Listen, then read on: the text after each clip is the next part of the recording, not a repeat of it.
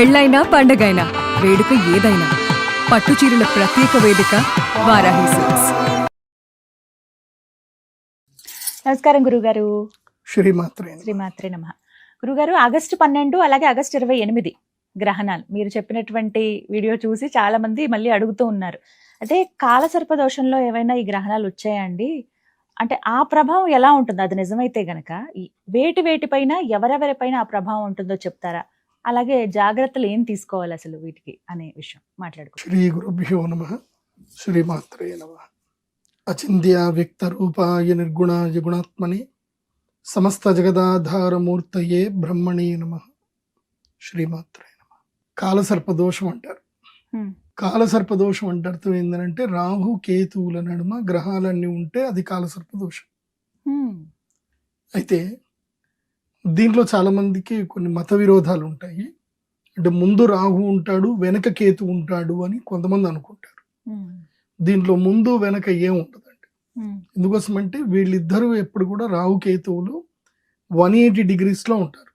అంటే ఒక బ్యాంగిల్లో తీసుకుంటే ఇలా సగం, అంటే సగం ఎప్పుడు వీళ్ళిద్దరూ 180 degrees అపోజిట్ లోనే ఉంటారు. అంటే రాహు ఇలా వెళ్తుంటాడు, కేతు ఇలా వెళ్తాడు. దీంట్లో ఎవరు ముందు ఎవరు వెనుక ఎట్లా అనుకుంటారు? ఎవరు తెలియదు కదా. ఇద్దరు 180 degrees లోనే వెళ్తా ఉంటారు. ఈయన ఇది ఇటు వెళ్తుందని ఇది ఇటు వెళ్తున్నట్టే, ఇది ఇటు వెళ్తుందని ఇది ఇటు వెళ్తున్నట్టే. సో ఎవరు ముందు ఎవరు వెనక అని చెప్పడానికి ఉండదు. కాబట్టి దీంట్లో రాహు కేతు నడుమ అంటే ఈ 180 degrees లోపల ఇటు కాకుండా పూర్తిగా ఎటువైపు ఒకవైపు అయితే కేతువుకి రాహుకి మధ్యలో గాని రాహుకి కేతువుల మధ్యలో గాని ఎక్కడైనా సరే 180 degrees లోపల మిగతా గ్రహాలన్నీ కూడా ఉంటే అది కాలసర్ప దోషం. చాలా మంది అగ్రే రాహు పృష్ఠే కేతు అంటారు. దాంట్లో పృష్ఠకేతు ఉండదు, అగ్ర రాహు ఉండదు. రాహుకి కేతు పృష్ఠం అని చెప్పలేం, కేతువుకి రాహు పృష్ఠం అని చెప్పలేం. ఎందుకోసం అంటే రెండు 180 degrees లోనే ఉంటాయి. కాబట్టి ఏది ముందు ఏది వెనక అని చెప్పడానికి ఉండదు. అది బాగా గుర్తుపెట్టుకోవాలి. అయితే ప్రస్తుతము ఏప్రిల్ మంత్ నుంచి అంటే 2026 ఏప్రిల్ నుంచి ఇప్పుడు గనక చూసుకుంటే కాలసర్ప దోషం నడుస్తానే ఉంది. అంటే ఎప్పుడైతే ఫిబ్రవరిలో సూర్యగ్రహణం ఏర్పడిందో అక్కడికి వచ్చి కాలసర్ప దోషం మొదలైంది. సో అక్కడి నుంచి ఏం జరిగిందనేది నేను ఎవరికి చెప్పాల్సిన అవసరం లేదు. మార్చిలో ఎన్ని జరగాలో అన్ని జరిగిపోయాయి. అసలు మార్చ్ ఎప్పుడైపోతుందా అని అందరూ వెయిట్ చేస్తున్నారు. ఈసారి మార్చ్ చాలా లెంతీగా వెళ్ళినట్టుగా చాలా మందికి అనిపించింది. ముఖ్యంగా స్టాక్ మార్కెట్ లో ఇన్వెస్ట్ చేసే వాళ్ళకి ఫిబ్రవరి నుంచి కనుక చూస్తే అంటే అప్పుడు మనం సూర్యగ్రహణం చేసాం. ఫిబ్రవరిలో సూర్యగ్రహణం ఏర్పడింది. అప్పటి నుంచి కనుక నేను చెప్పాను గ్రహణాత్ గ్రహణ పర్యంతం అప్పుడు గ్రహణం జరిగింది. కాబట్టి ఇప్పుడు మళ్ళీ గ్రహణం వచ్చేంత వరకు అంటే ఆగస్టు 28వ తారీఖు చంద్రగ్రహణం, ఆగస్టు 12వ తారీఖు సూర్యగ్రహణం. సో సూర్యగ్రహణము చంద్రగ్రహణం ఇవన్నీ అయిపోయేంత వరకు ఈ సమస్త భూప్రపంచానికంతా కాలసర్పదోషం పట్టుంది. కాలసర్పదోషం పట్టుంటే ఏం జరుగుతుంది అని అంటే అన్ని వికృతాలు జరుగుతూ ఉంటాయి. ఎన్ని వికృతాలు జరిగాయో అన్ని చూస్తూనే ఉన్నాం. వాళ్ళిద్దరు కొట్లాడుకుంటే మొత్తం అందరికి ఇది అయిపోయినట్టు. ఎక్కడ ఇరాను ఎక్కడ అమెరికా వాళ్ళిద్దరు కొట్లాడుకుంటున్నారు. సో అమెరికా వస్తుంది, వాడు ఇరాన్ అంటారు, ట్రంప్ కాక ఊకే నేను ఇక ఇది అయిపోతున్నది ఇది అయిపోయింది ఇప్పుడు చర్చలు నడుస్తున్నాయి అంటాడు, మళ్ళీ బాంబులు వేస్తా ఉంటాడు, మళ్ళీ ఇది అంటాడు. ఆయన ఎట్లా చెప్తుంటే అట్లా స్టాక్ మార్కెట్ కిందికి మీదికి కొట్టుకుంటా ఉంది. అందరూ ట్రంప్ ని పెద్ద జోకర్ అంటున్నారు ఇప్పుడు అందరు కూడా. సో స్టాక్ మార్కెట్ మాత్రం భయంకరంగా రియాక్ట్ అవుతుంది. బహుశా నేచర్ ఆయన్ని సెలెక్ట్ చేసుకున్నదేమో, ఈ కాలసర్ప దోషం ఆయన ఎత్తి మీద కూర్చున్నదేమో. ఆయన ఏం మాట్లాడినా మొత్తం నేచర్ లో అంతా రియాక్ట్ అయిపోతుంది. ఒకేసారి బ్యాంకింగ్ స్టాక్స్ అన్ని పడిపోతున్నాయి. అసలు బంగారం వెండి ఇంత దారుణంగా పడిపోవడం అనేది ఎప్పుడు జరగలే, ఊహలో కూడా జరగలే. కొంతమంది లక్షల కోట్ల రూపాయలు నష్టపోయారు. సో నేను అందుకే ఇప్పుడు గ్రహణం అప్పుడు కూడా మళ్ళీ చెప్తున్నాను, ఇప్పుడు ఎవరు కూడా తొందరపడి బంగారం లోపల కానీ వెండిలో కానీ పెట్టుబడి పెట్టకండి. తొందరపడి పెట్టుబడి పెట్టకండి. ఒకవేళ పెడితే ఒక రేట్ కూడా చెప్పేస్తాను, ఆ రేట్లోనే పెట్టుకోండి. వెండి $52 కింది దిగినప్పుడు పెట్టండి. బంగారము $4,700 $4,700 800 దానికన్నా కిందికి పడ్డప్పుడు మాత్రమే పెట్టుబడులు పెట్టుకోగలిగితే పెట్టుకోండి, అది మీ ఇష్టము. ఎందుకోసం అంటే ఇప్పుడు రిస్క్ ఉంది. ఒక సందర్భం లోపల ఏం జరిగిందంటే ఇట్లాంటి పరిస్థితి ఏర్పడినప్పుడు 2 ఏళ్ల వరకు బంగారంలో వెండిలో రేట్లు పెరగల, అలా కాన్స్టెంట్ గా ఉండిపోయాయి. సో మళ్ళీ అదే సిచ్యువేషన్ వచ్చే అవకాశం ఉంది. కాబట్టి జాగ్రత్త. ఎందుకోసం అంటే మార్కెట్ని ఎవరూ ప్రెడిక్ట్ చేయలేరు. ఇప్పుడైతే నేనైతే ఎనాలిసిస్ ప్రకారం ఆగస్ట్ 28 తర్వాత భయంకరమైన రెసెషన్ రాబోతుంది, ఇన్ఫ్లేషన్ రాబోతుంది, చాలా ఇబ్బందులు రాబోతున్నాయి. కాబట్టి చాలా జాగ్రత్తగా ఉండండి. అందరు కూడా అనవసరమైన ఖర్చులు పెట్టుకోకండి, అనవసరమైన విహారయాత్రలు పెట్టుకోకండి. సో ఇప్పుడు మార్కెట్లో చాలా కదలికలు ఉండే అవకాశం ఉంటుంది. ఎందుకోసం అంటే ఇది పరాభవనామ సంవత్సరం. అందరూ ఓడిపోవడం, అందరినీ ఓడగొడుతుంది. పరాభవనామ సంవత్సరం అందరినీ ఇబ్బంది పెడుతుంది. కాబట్టి చాలా జాగ్రత్తగా ఉండండి. ఇప్పుడు పరాభవనామ సంవత్సరంలో కాలసర్ప దోషం వచ్చింది. ఏంటి అంటే ఇప్పుడు ఒకవేళ గనక ఎవరైనా 2026 ఏప్రిల్, మే, జూన్, జూలై, ఆగస్ట్ 28 తారీఖు వరకు ఎవరైతే పుడతారో, ఈ 5 నెలలు ఎవరు పుడతారు వాళ్ళందరూ కాలసర్ప దోషంలో ఉన్నదే లెక్క. వాళ్ళందరి కాలసర్ప దోషం వర్తిస్తుంది. వాళ్ళు ఎప్పుడైనా సరే ఈ గ్రహణ సమయంలో మేము చేసే అరిష్ట నివారణ తంత్ర పూజ చేసుకోండి. నాసిక్ త్రయంబకేశ్వర్ వెళ్ళండి, అక్కడ గోదావరి నదిలో స్నానం చేయించండి. ఇప్పుడు పుట్టినటువంటి వాళ్ళు 12 ఏళ్ల తర్వాత కాలసర్ప దోష పూజలు నాసిక్ త్రయంబకేశ్వర్లో చేయించుకోండి. లేదంటే 12 ఏళ్ల తర్వాత మా పీఠంలో కూడా జరుగుతాయి, బట్ మ్యాండేటరీ. అక్కడ మాత్రం గోదావరి నదిలో స్నానం చేసి త్రయంబకేశ్వర్లో పూజ చేయడం మాత్రం మ్యాండేటరీ. మా పీఠంలో ఏంటంటే వెసులుబాటు, ఇక్కడ మేము కూడా చేయిస్తున్నాము. కాకపోతే క్షేత్రం యొక్క బలం చాలా ఎక్కువగా ఉంటుంది. మేము చేయించేది ఏంటంటే అరిష్ట నివారణ తంత్రం. సో మేము గ్రహణం అప్పుడు అరిష్ట నివారణ తంత్రం చేస్తాం. ఇప్పుడు ఎవరెవరైతే పుట్టారో వీళ్ళందరి డేట్లు రాసి పెట్టుకోండి 12 ఏళ్ల తర్వాత. ఎందుకోసం అంటే ఒక మహర్షి యొక్క అనుగ్రహం వల్ల 12 ఏళ్ల వరకు కాలసర్ప దోష ప్రభావం పిల్లలకు పడదు, ఏళ్ళనాటి శని ప్రభావం కూడా పడదు 12 ఏళ్ల వరకు.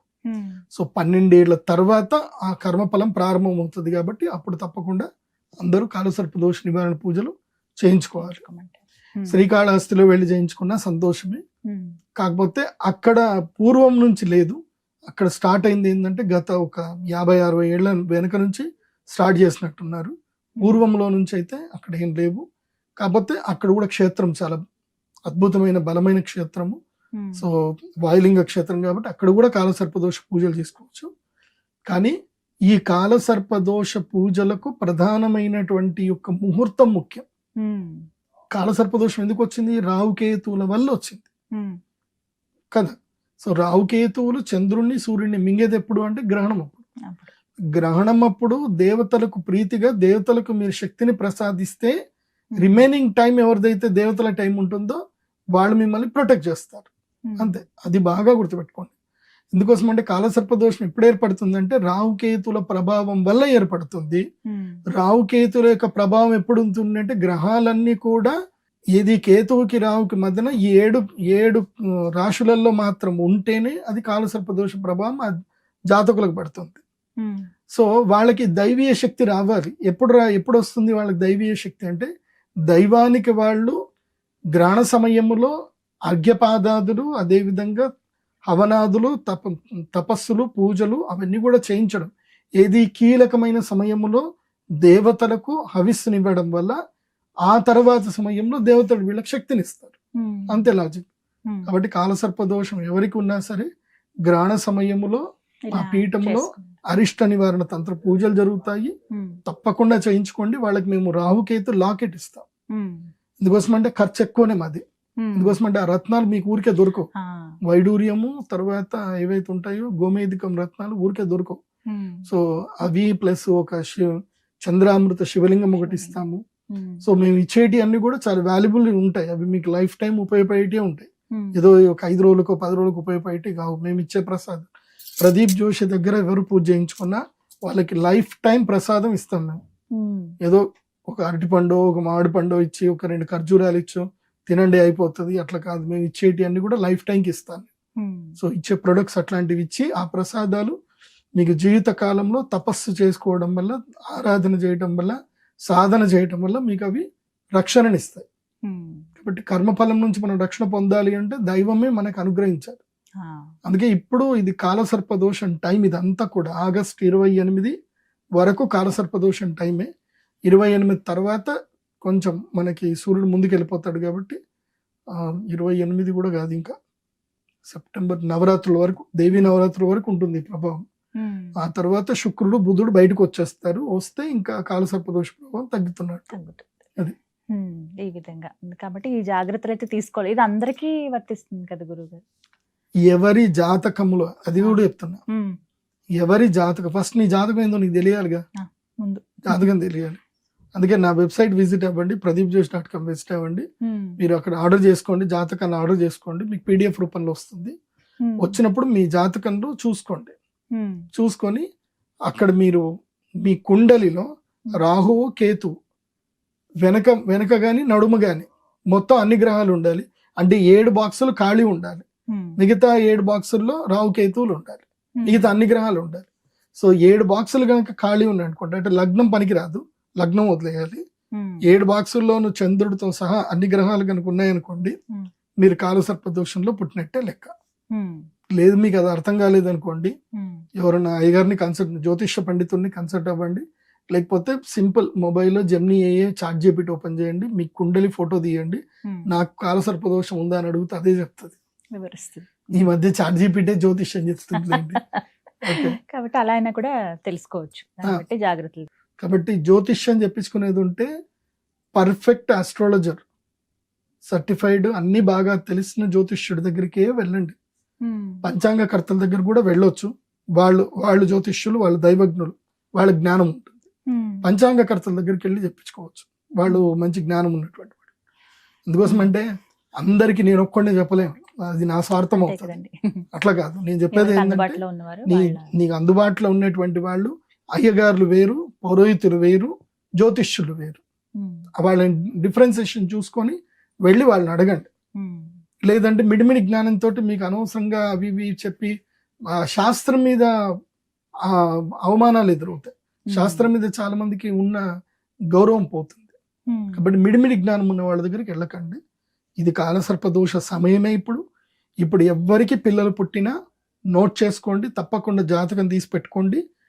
ఈ 2026లో పుట్టినటువంటి పిల్లల జాతకాలు తప్పకుండా జ్యోతిష్యుడి దగ్గర చెప్పించుకోవాల్సిందే. ఎందుకోసమంటే ఈ డ్యూరేషన్ అంతా కాలసర్పదోష డ్యూరేషన్ లో పుట్టిన వాళ్ళు అవుతారు. అది చాలా చక్కగా వివరించారు గురుగారు, ధన్యవాదాలండి. శ్రీమాత్రే.